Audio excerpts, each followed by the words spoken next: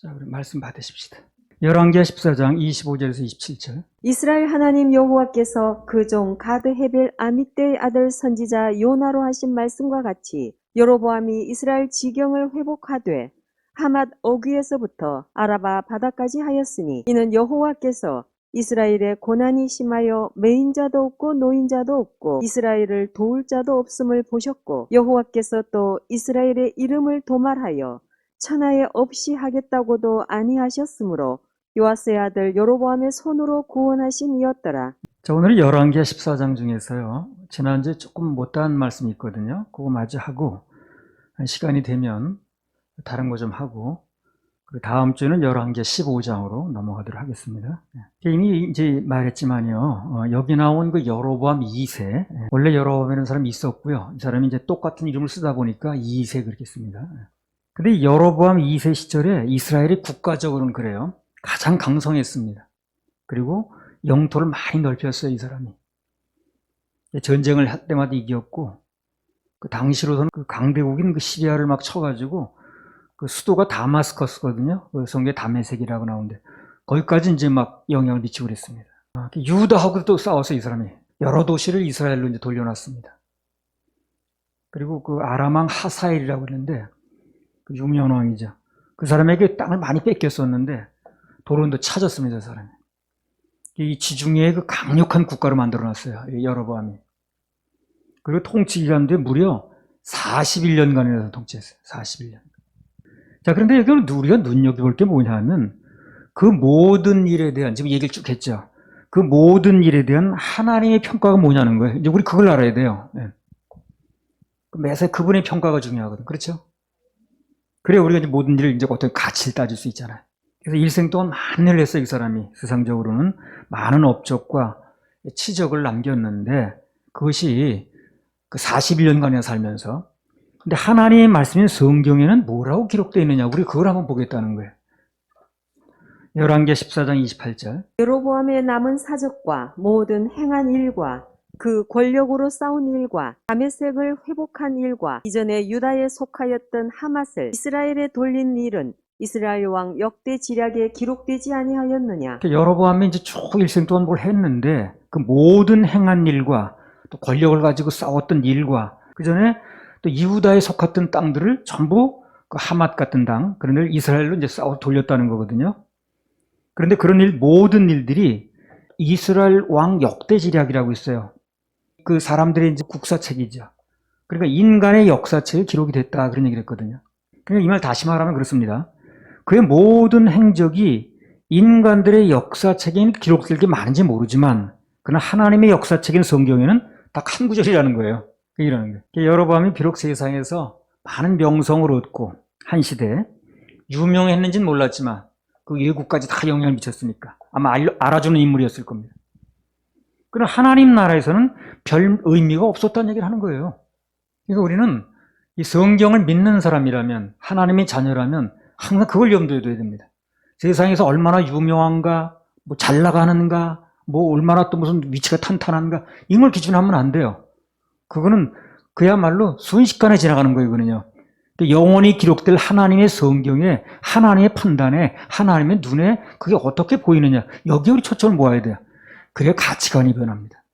그게 안 변하면 교회는 다니는데 전혀 가치관이 변하지 않는 거예요. 그래서 세상 사람은 똑같은 말을 하는 거예요. 그래서. 근데 세상 사람들이 볼때 우스운 거예요, 이 사람이. 교회는 다닌다고 그러는데 나하고 똑같은 말 하고 있는 거예요. 자기가 믿는 거나 내가 믿는 가치관이 다를 바가 없는 거예요. 그래서 교회를 우습게 보는 거죠. 여로보암이 비록 세상에서 한 시대 대단한 명성을 얻고 그 당시에 아주 유명한 사람이었는지는 모르지만, 그러나 하나님 나라에서는 별로 의미가 없었다. 한 구절밖에 안 되는 거야. 그래서 우리는 세상을 살면서 특히 젊은 시절에 이런 가치를 세워놔야 돼요. 살 날이 많으니까. 단순히 세상 역사책에 기록될 게 많은 삶인가? 또는 하나님의 그 기념책에 기록될 게 많은 삶인가? 이걸 한번 판단해 볼 필요가 있는 거예요. 영혼을 계산한다고 볼 때. 그래서 하나님의 기념책에 기록될 일이 많아야 되는 거예요. 그렇게 사는 성공한 인생이에요. 그 영혼이 갖는 인생이라. 여로보암이 얼마나 많은 일을 했는지 그게 지금 무슨 의미가 뭐 있습니까? 그게. 매사에 그걸 선택을 해야 되는 게 우리냐. 뭘 하든지. 그 인생은 선택이거든요. 뭐 이 말이 뭐 이 세상의 모든 일을 다 내팽개치고 하는 일을 다 뭐 등한시하고 그런 얘기를 하는 게 아닙니다. 그런 얘기를 하는 게 아니고 요점은 뭐냐? 우리 하나님의 자녀들은 세상에서 뭘 하고 살든 최종 목적은 그게 하나님의 영광과 연결이 되어야 된다는 얘기를 하는 거예요. 그래서 그 영원한 것과 연결이 될 때 그때 뭘 하고 살든 그 사람이 의미가 있다는 얘기죠. 아니 그 다윗도 똑같이 정치하고 그랬지만 그 사람 하나님의 영광과 연결이 되잖아요. 그 사람 삶은 다 의미가 있는 거예요. 그래서. 근데 여러분은 그게 안 되니까 세상적으로는 굉장히 똑똑하고 유명하고 명성을 얻었는지 모르지만 한 글자밖에 안 되니까 다윗은 얼마나 많이 썼습니까? 다윗에 대해서. 전에 어떤 치과 의사가 그런 말을 하는 걸 들었거든요. 자기는 평생 눈만 뜨면 남의 입안만 들여다봐야 된다는 거예요. 그 사람 표현 목구멍만 들여다봐야 된다는 거예요. 너무 지겹다는 거야. 이게 눈만 뜨면 맨날 목만 들여다봐야 된다는 거야. 그것도 뭐 냄새나 또 향기롭습니까? 그래가지고 지겹다 그런 얘기를 하는 걸 내가 언뜻 들었는데 뭐 세상에서 직업이라는 게 다 그렇죠. 뭐 나름대로도 살기 위해서 갖고 있긴 합니다만은 생활을 해야 되니까. 근데 그것이 하나님 앞에서 의미가 있으려면 그 일을 하면서도 우린 별도로 예배 성공해야 되고 하나님께 심기도 해야 되고 그분의 영광과 연결도 돼야 되고 사명에 도움도 돼야 되고 그렇습니다. 어쨌든 주의 일하고 연결이 돼야 돼요. 그게. 그래야 의미가 있어지는 거예요. 단순히 그걸 끝나버리면 세상에서 먹고 사는 걸 끝나버리면 그거는 여로보암의 삶이나 다를 바가 없는 거예요. 당시에는 유명했지만 뭐 돈도 그렇잖아요. 벌어서 그 뭐 하는 건데 하나님의 사역에 또 하나님께 심어질 때 의미가 있는 거 아니겠습니까? 그렇죠? 그래 하늘에 쌓이니까 하늘에 쌓이니까 그 여로보암이 무슨 땅 다 자기 짊어지고 한 것도 아닌데 뭐 하늘에 심어놨으면 영원히 잘 거 되는 건데 뭐 여러 번 얘기했듯이요. 구약성경 출애굽기 27장에 보면 나중에 시간 나면 찾아보셔야 됩니다. 성막에 볼 때 인간들을 위한 뜰은 전부 은이에요. 그리고 25장에 보면 하나님을 위한 것, 거기 성소에 무슨 기물이나 이런 것은요 전부 금입니다. 그것도 다 정금. 그래서 나는 그걸 보면서 내가 일생을 살아가는데 큰 방향을 잡았습니다. 거기서 그렇구나 이게. 내가 뭘 하고 살든 하나님의 영광과 연결이 되면 금이다. 그럼 뭘 하고 살았든 거기서 얼마나 성공을 거뒀든 하나님의 영광과 관련이 없으면 사람과만 관계가 되면 그건 은메달밖에 안 된다 하는 게 보이는 거예요. 그래서 내가 인생을 살아가는데 큰 이제 방향을 잡게 됐어요. 그걸 보고. 오늘 여로보암식으로 말한다면 그렇죠. 세상 역사책에는 기록될 게 많은지 몰라도 그러나 하나님의 기념책에는 기록할 게 단 한 줄밖에 없다. 똑같은 얘기예요. 똑같은 얘기. 어떤 사람이 비석에 그렇게 썼다네요. 낳고 살다 죽었다. 그렇게 적혀있다. 딱 그 시기지 뭐. 그래서 우리 잘 알듯이요. 올림픽에서 은메달을 100개를 따도 나중에 최종 순위를 매길 때는 금메달 하나만 못합니다. 여러분 아십니까? 역사는 2등을 잘 기억하지 않아요. 2등을. 우리나라 1936년도인가요? 그 베를린에서 올림픽이 열렸죠. 그때 우리나라 손기정이라는 사람이 나가서 우승을 했습니다. 그건 여러분 기억하시나요? 그때 2등한 사람이 누굽니까? 잘 모르죠. 체코의 누구라고 뭐 하던데. 2등은 이제 의미가 없는 거예요. 알렉산더 그레햄 벨이라는 사람이 있어요. 그 사람 전화기 그래서 전화기 벨이야. 그래서 그 사람 이름을 따가지고 발명을 해가지고 이제 특허를 냈습니다. 그래서 영원히 사람들이 기억하기를 알렉산더 그레햄 벨이라는 사람이 전화기를 발명한 걸로 알고 있는 거예요. 근데 역사에 보면 그 사람보다 딱 2시간 늦게 2등으로 특허 출원한 사람이 있어요. 같이 출발하는데 부인이 무슨 뭐 머리가 그렇다고 뭐라더라고 옷을 갈아입으라고 그랬다든가 그거 하느라고 2시간 끌었대네. 근데 그 2등이 누군지 기억을 못하잖아요, 우리는. 그래서 매사에 1등, 즉 금메달이 중요합니다. 금메달이 중요해요. 특히 하나님 앞에서 금메달의 주인공이 되려면 그분의 영광과 사명에 어찌하든 연결이 돼야 돼요. 연결이.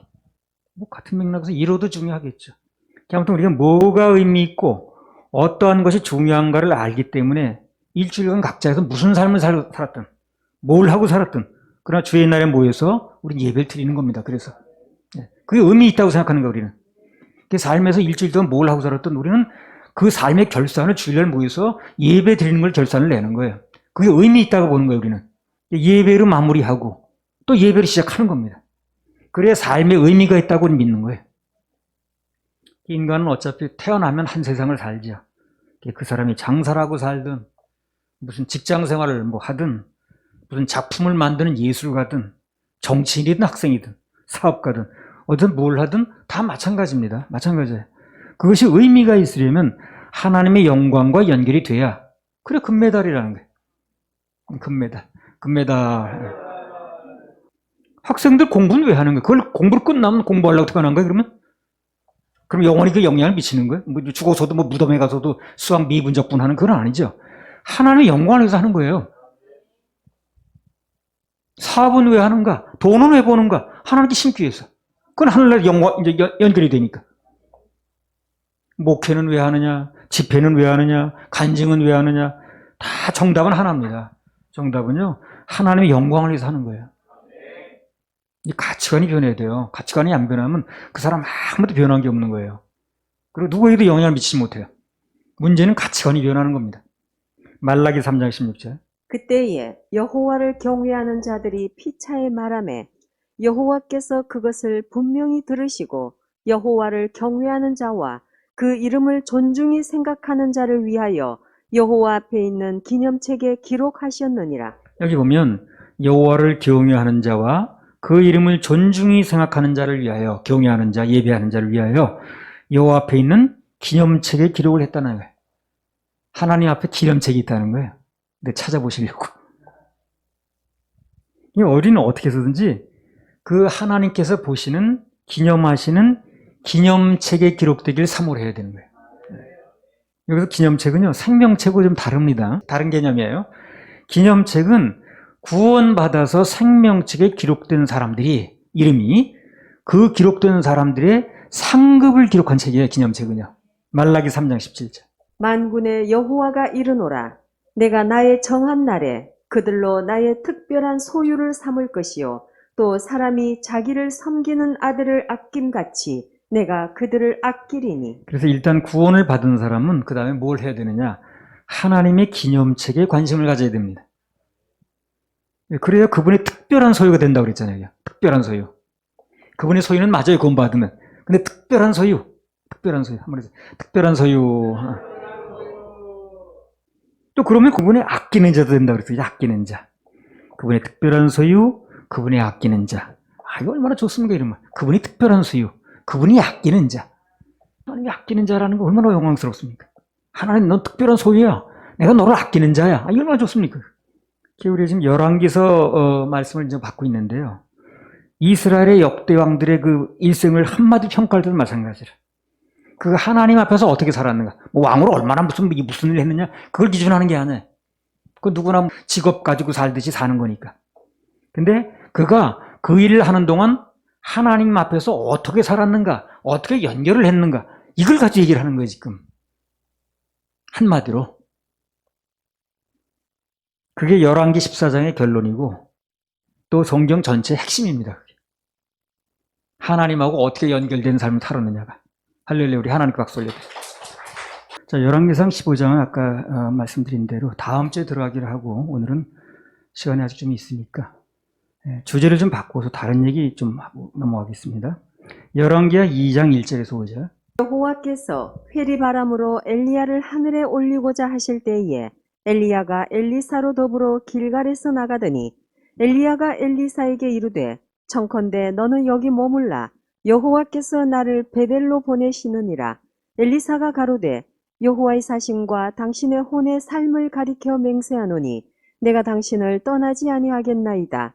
이에 두 사람이 베델로 내려가니 베델에 있는 선지자의 생도들이 엘리사에게로 나와 이르되 여호와께서 오늘날 당신의 선생을 당신의 머리 위로 취하실 줄을 아나이까. 가로되 나도 아노니 너희는 잠잠하라. 엘리야가 저에게 이르되 엘리사야 청컨대 너는 여기 머물라. 여호와께서 나를 여리고로 보내시느니라. 엘리사가 가로되 여호와의 사심과 당신의 혼의 삶을 가리켜 맹세하노니 내가 당신을 떠나지 아니하겠나이다 하니라.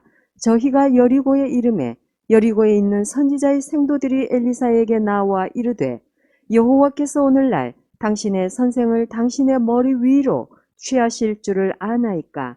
엘리사가 가로되 나도 아노니 너희는 잠잠하라. 저기 보면 엘리사가 그 선생인 엘리야를 따라가는 겁니다. 예. 뭐 따라오라고 말도 안 해 따라가는 거예요, 자기가.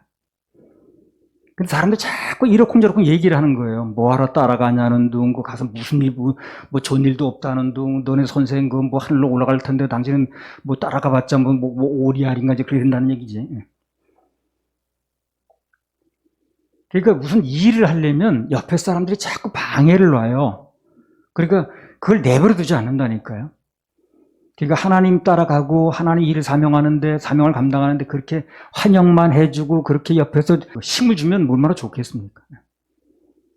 근데 자꾸 이러쿵저러쿵 그렇게 그 맥 빠지는 얘기 그런 걸 하는 사람들이 나오게 돼 있습니다. 자꾸 뭐 시비 걸고 그냥 뭐 말을 자꾸 해가지고 진 빠지게 만들고. 그래서 누가 됐든 하나님께 쓰임 받고자 하는 사람이라면, 그리고 내 인생에서 하나님 앞에서 내 가치 있는 일을 하겠다고 결정한 사람이라면 우선 뭘 해야 되느냐면 주위에 쓸데없는 소리로부터 자기를 분리할 줄 알아야 돼요. 이게 안 되면 굉장히 어렵습니다. 세상은 가만 놔두질 않아요. 뭘 자꾸 얘기를 합니다. 그래서 내가 하나님의 어떤 그 안에서 무슨 의미를 하려고 한다면, 쓰임 받고자 한다면 주위에 쓸데없는 소리로부터 자기를 차단할 줄 알아야 돼요. 분리할 줄 알아야 돼요. 주변 잡소리에 신경 쓰지 말아야 된다는 거예요. 뭐 예를 들어서 뭐 지난주에 그 주중 예배 나온 얘기 중에 어떤 사람이 그랬다고 그러잖아요. 자기하고 술만 같이 먹어주면 좋은 교제권이 되겠는데 그랬다고 그러잖아요. 그 결말은 뭐예요, 그러면? 기껏해야 술 친구예요. 그리고 그 사람이 도와줘 본들, 그걸 통해 도와줘 본들, 하나님께서 도와주는 것만 하겠어요? 그렇죠? 그걸 우리 비교해야 되잖아. 그 사람이 얼마나 뭘 도와주는 사람인지 모르지만 하나님께서 날 도와주는 것만 하겠냐는 거지. 모든 도움은 그분으로부터 오는 건데. 그러니까 쉽게 말하면 그런 별거 아닌 사람 도움 받으려고 진짜 하나님의 도움을 포기하겠느냐는 거예요. 그렇잖아요. 시편 121편 1절에서 8절. 내가 산을 향하여 눈을 들리라. 나의 도움이 어디서 올꼬? 나의 도움이 천지를 지으신 여호와에게서로다. 여호와께서 너로 실족지 않게 하시며 너를 지키시는 자가 졸지 아니하시리로다. 이스라엘을 지키시는 자는 졸지도 아니하고 주무시지도 아니하시리로다. 여호와는 너를 지키시는 자라. 여호와께서 내 우편에서 내 그늘이 되시나니 낮의 해가 너를 상치 아니하며 밤의 달도 너를 해치 아니하리로다. 여호와께서 너를 지켜 모든 환난을 면케하시며 또 내 영혼을 지키시리로다. 여호와께서 너의 출입을 지금부터 영원까지 지키시리로다. 그렇습니다. 나의 도움은 어디서 오냐? 천지를 지으신 주 여호와께서로다. 주 여호와께서로다. 이스라엘을 지키신 자는, 나를 지키신 자는 졸지도 아니하시고 주무시지도 아니하신다. 그럼 맨날 잠자는 사람, 헛점이 많은 사람한테 내 도움을 걸어요? 여호와께서 너를 지켜 모든 환난을 면케하시며 내 영혼을 지키시리로다. 여호와께서 너의 출입을 영원까지 지키시리로다. 이런 분한테 걸어야지. 이런 분의 도움을 바라고 기대해야지. 그러니까 술 먹는 사람의 도움을 기대하겠냐는 거예요. 난 이게 살아오면서 진짜 도움이 누구로부터 오는가? 이것만 알아도 그 사람 변한다고 봐요. 그걸 몰라서 헤매는 거예요, 사람들이. 진짜 도움이 어디서 오는 걸 몰라. 그리고 그 도움이라는 게 그게 일시적인 도움과 영원한 도움 차이를 모르는 거지. 죽을 때까지 인도하신다고 그러잖아요, 시편에. 그런 분을 믿어야 되는 거 아닌가? 아무튼 자꾸 주위의 평가에 신경을 쓰다 보면 그 주의 길을 갈 수가 없어요. 그 엘리사가 그거 신경 쓰면 어떻게 따라가겠습니까? 간 곳마다 자꾸 얘기를 하는데. 주의 길을 따라갈 수가 없고, 따라서 당연히 그분의 도움도 멀어지겠죠. 왜? 내가 하나님의 도움 대신 사람의 도움을 선택했으니까. 그분의 도움이 멀어지는 거예요. 선택이니까. 전에 우리 협회에 있던 어떤 목사가 하나 있었어요. 뭐 누구라고 얘기는 안 하겠습니다. 복음에 대해서 쭉 얘기를 해줬어요. 가까이 수행하는 사람이기 때문에. 그랬더니 이 사람이 나도 그렇게 동의한다는 거예요. 나도 그렇게 생각을 한다는 거예요. 그러나 자기가 속한 교단에 그 어른 목사들이 있는데 그 사람들이 뭐라고 말할지 몰라가지고 자기는 얘기를 못하겠다는 거예요. 그 사람 눈치가 보인다는 거예요. 그럼 사람 눈치 봐서, 사람 눈치가 보여서 하나님 말씀을 주장하지 못한다는 사람이 무슨 일을 하겠냐는 거예요. 무슨 일을 하겠냐는 거예요. 주의 정의란 말은 어떻게 쓸 것이냐. 갈라디아서 1장 10절. 이제 내가 사람들에게 좋게 하랴. 하나님께 좋게 하랴. 사람들에게 기쁨을 구하랴. 내가 지금까지 사람의 기쁨을 구하는 것이었다면 그리스도의 종이 아니니라. 보세요. 내가 사람들에게 좋게 하랴. 하나님께 좋게 하랴. 이걸 바울 사도는 늘 묻는 거예요, 자기한테. 어떤 일이 벌어질 때마다 내가 하나님께 좋게 하랴, 사람에게 좋게 하랴. 이 기준을 가지고 하는 거예요, 바울 사도가. 그럼 결론은 맞죠? 결론 분명하죠. 하나님께 좋게 해야 되는 거죠. 그렇게 했다는 거예요, 자기는. 무슨 일이 벌어지면 이걸 묻는 거예요, 자기는. 이 바울 사도는 자기한테. 내가 하나님께 좋게 하랴, 사람들에게 좋게 하랴. 그 사도행전의 사도들도 그러잖아요. 내가 하나님을 기쁘게 하랴, 사람들을 기쁘게 하랴. 그 하나님 복음 전하지 말라고 그러니까. 사역자는 물론이고 모든 하나님의 백성들은 다 이 말씀을 명심해야 됩니다. 내가 지금까지 사람의 기쁨을 구하는 것이었다면 그리스도의 종이 아니라고 그러잖아요. 이게 나오죠. 내가 사람의 기쁨을 구하는 것이라면, 그들의 눈치를 보고 그들 비유를 맞추는 것이라면 그리스도의 종이 아니라는 거예요. 나도 전에 그 지방에서 목회할 때요, 느닷없이 갑자기 그 방언에 관한 문제가 나온 거예요. 그 내가 속한 그때 단체에서는 어디에 속했다는 걸 여러 번 얘기를 했으니까요. 사도행전 2장에 나오는 방언만 인정하는 거예요. 그것만 방언이라고 보는 거예요. 한번 읽어보겠습니다. 사도행전 2장 1절에서 11절. 오순절날이 이미 이름에 저희가 다 같이 한 곳에 모였더니 호련히 하늘로부터 급하고 강한 바람 같은 소리가 있어 저희 앉은 온 집에 가득하며 불의 혀같이 갈라지는 것이 저희에게 보여 각 사람 위에 임하여 있더니 저희가 다 성령의 충만함을 받고 성령이 말하게 하심을 따라 다른 방언으로 말하기를 시작하니라. 그때 경건한 유대인이 천하 각국으로부터 와서 예루살렘에 우거하더니 이 소리가 나매 큰 무리가 모여 각각 자기의 방언으로 제자들의 말하는 것을 듣고 소동하여 다 놀라 기이 여겨 이르되 보라, 이 말하는 사람이 다 갈릴리 사람이 아니냐. 우리가 우리 각 사람의 난 곳 방언으로 듣게 되는 것이 어찌미뇨. 우리는 바데인과 메데인과 엘림인과 또 메소포다미아, 유대와 가바도기아, 본도와 아시아, 부르기아와 밤빌리아, 애국가 및 구레네에 가까운 리비아 여러 지방에 사는 사람들과 로마로부터 온 나그네, 곧 유대인과 유대교에 들어온 사람들과 그레데인과 아라비아인들이라.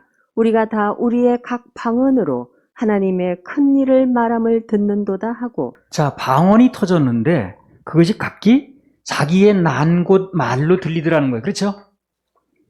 그래, 거기서 나오는 방언은 뭡니까? 분명히 지구상에 존재하는 어느 나라 말이에요. 그렇죠? 그렇게 자기 나라 말로 들린 거예요. 그러니까 무슨 얘기를 했는지는 모르지만 그 얘기가 자기가 여러 나라가 나오죠. 굉장히요. 그 수많은 나라가 나오는데 그 나라 자기 나라 말로 들렸다는 거야. 그리고 어느 나라 존재하는 말이죠. 창세기 11장 1절에서 9절. 온 땅에 구음이 하나이요 언어가 하나이었더라. 이에 그들이 동방으로 옮기다가 신할 평지를 만나 거기 거하고 서로 말하되 자 벽돌을 만들어 견고히 굽자 하고 이에 벽돌로 돌을 대신하며 역청으로 진흙을 대신하고 또 말하되 자 성과 대를 쌓아 대 꼭대기를 하늘에 닿게 하여 우리 이름을 내고 온 지면에 흩어짐을 면하자 하였더니 여호와께서 인생들의 쌓는 성과 대를 보시려고 강림하셨더라.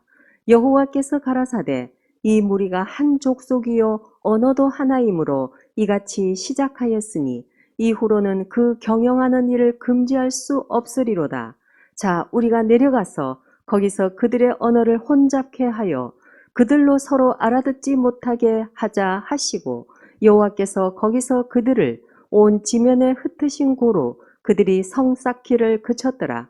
그러므로 그 이름을 바벨이라 하니 이는 여호와께서 거기서 온 땅의 언어를 혼잡케 하셨습니다. 여호와께서 거기서 그들을 온 지면에 흩으셨더라. 원래 온 세계는요, 말이 하나였어요. 1절에 나온 대로. 구음, 발음도 하나였습니다. 그래서 말도 하나고 거기에 발음도 하나였습니다.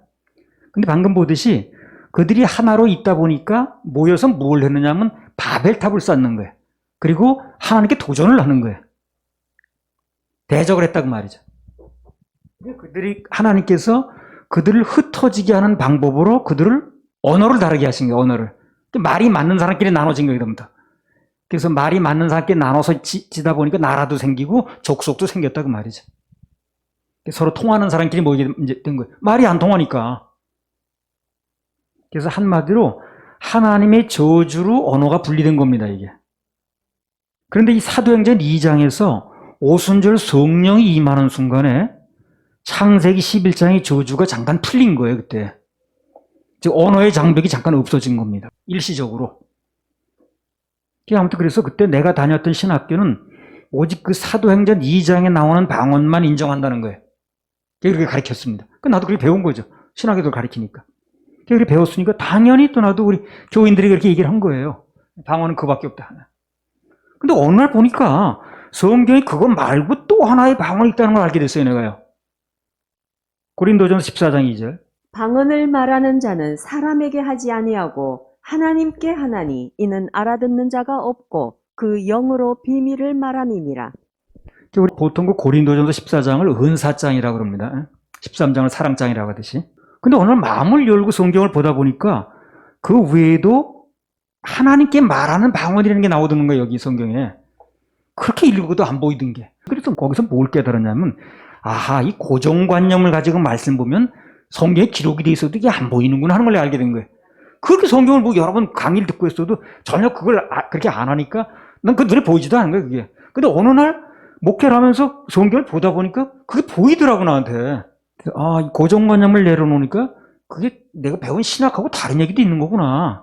아무튼 고린도전서 14장에 나오는 방언은 하나님께 하는 거기 때문에 사람이 알아듣는 게 아니란 얘기라는 거라. 아까 사도행전 2장은 사람이 알아들었잖아요. 누구나 어느 나라 지구상에 존재하는 말이니까. 그래서 그게 아니라는 걸 알았는데도 계속해서 교인들에게 먼저 걸 고집할 수는 없거든. 그렇잖아요. 알았으면 안 되를 바른 걸 가르쳐줘야지. 내가 몰랐으면 모를까 알았는데도 계속 그걸 주장할 수는 없잖아요. 그래서 그 즉시로 교인들에게 우리 이제까지 사도행전 2장의 방언만 알았는데, 물론 있습니다, 그것도. 그 방언도 있지만, 그러나 성경에는 또 다른 방언도 있다라고 내가 얘기를 해준 거예요. 바르게 고쳐준 거죠. 사람들의 비유를 마치고 사람들이 세우는 신학에 충실하려고 가난 기록된 말씀을 부정하면 그럼 나는 주의 종이 아니잖아요, 그게. 지금도 마찬가지입니다. 나는 신학이나 교리에 충성하는 사람이 아니에요. 말씀에 충성하고 싶습니다. 말씀이 그렇다고 그러면 난 그렇게 믿는 거예요. 그건 하나님 책임을 지거든. 근데 신학이나 교리는 나중에 책임을 지지 않아요. 그럼 말씀이 그렇다고 한 걸 믿으면 잘못되든 잘했든 말씀이 책임을 지거든. 고린도전서 4장 1절에서 4절. 사람이 마땅히 우리를 그리스도의 일꾼이요 하나님의 비밀을 맡은 자로 여길지어다. 그리고 맡은 자들에게 구할 것은 충성이니라. 너희에게나 다른 사람에게나 판단받는 것이 내게는 매우 작은 일이라. 나도 나를 판단치 아니하노니 내가 자책할 아무것도 깨닫지 못하나 그러나 이를 인하여 의롭다함을 얻지 못하노라. 다만 나를 판단하실 이는 주이시니라. 평가는 크게 세 가지로 나눈다는 거예요. 우선 사람들의 평가가 있다는 거예요. 사람들이 막 얘기하잖아요. 예. 근데 그것은 가장 가치 없는 겁니다. 사람들의 평가는 세 가지 평가 중에서 가장 가치 없는 거예요. 근데 사람들이 의외로 그걸 가장 가치 있게 봐. 영향을 받아. 근데 성경에 보게 되면요, 그게 가장 가치 없는 판단이에요. 왜? 대부분 그 주관적이에요. 사람들의 판단이라는 것은 전혀 기준이 없습니다. 전부 나한테 잘해주면 오라. 아무리 그 사람이 좋아도 나한테 잘못하면 나쁜 사람이야. 그렇죠? 그게 기준이 없어, 그거는. 자기 위주니까. 그래서 가장 가치 없는 거, 이거는. 믿을 게 못 돼요, 이거는. 두 번째는 내가 나를 평가하는 거거든요. 그것도 정확지 않습니다. 내가 나를 평가하는 건 정확지 않아요. 그래서 늘 왔다 갔다 하죠, 평가가. 예, 왔다 갔다 하는 걸 볼 때 정확지 않다는 거예요. 그래서 나도 나를 판단치 않다고 그러잖아요. 바울 사도 그랬죠. 나도 나를 판단치 아니하노니. 마지막으로 가장 신경 써야 될 게 뭐냐? 주님의 평가입니다. 우리 그거 신경 쓰면 돼요. 우리 교회는 누구나 앞으로 주님 평가만 보고 가면 돼요.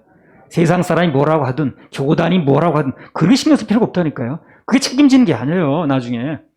곧 주님 앞에 판단에 설 때는, 나중에 결산할 때는 하나님 말씀이 판단하는 거지 세상에 사람들이 만드는 거 뭐 교리나 신학이나 이런 게 기준하는 게 아니에요. 그래서 마지막으로 우리 가장 신경 써야 될 건 주님의 평가입니다. 그게 가장 중요합니다. 가장 정확한 평가니까. 그게. 그래서 우리 주의 사역자들이나 그리고 하나님 백성들은 주님의 평가만 신경 쓰면 돼요. 난 지금까지 누가 뭐라고 하든 그분의 평가만 신경 쓰고 살아왔고 앞으로도 마찬가지입니다. 일단 쟁기를 잡았으면 앞만 보고 가야지. 좌우를 살피면 그 밭이 갈아지나. 밭이 안 갈아지니까 옥토가 안 되는 거예요. 옥토가 안 돼서 열매도 안 나와요. 열왕기하 2장 3절. 베델에 있는 선지자의 생도들이 엘리사에게로 나와 이르되 여호와께서 오늘날 당신의 선생을 당신의 머리 위로 취하실 줄을 아나이까 가로되 나도 아노니 너희는 잠잠하라. 그래요. 그래서 누가 자꾸 이 일을 걸고 뭐 어쩌고 저쩌고 뭐 그런 얘기를 하면 나도 알아. 그러나 나는 가치관 있는 사람이야. 잠잠해. 그렇게 말하면 돼. 나도 안다. 잠잠하라. 얼마나 말하기죠. 나도 알아. 당신 아는 걸 내가 모르는 게 아니야 지금. 그러나 나는 이게 맞다고 생각하는 사람이야. 그리고 나는 여기에 모든 걸 건 사람이야. 그냥 시끄러워. 조용히 해. 잠잠하라. 그 엘리사가 그러는 거야 지금요. 나도 알아 지금. 그래 잠잠해. 내가 나름대로 가치관이 따라가는 거니까. 그래 결국 누가 받았어요 지금요. 엘리사가 받았잖아요. 나중에 사람 와서 다 전부 절하더라고 또 거기다가. 누구든 쓰임을 받으려면 우리 교회가 앞으로 쓰임 받으려면 엘리사가 가졌던 이 생각과 선언이 아주 중요합니다. 나도 알아. 그 잠잠해. 나는 분명히 말씀 보고 따라가는 거니까. 그렇지 않으면 앞으로 많이 흔들려요. 열왕기하 2장 15절 18절.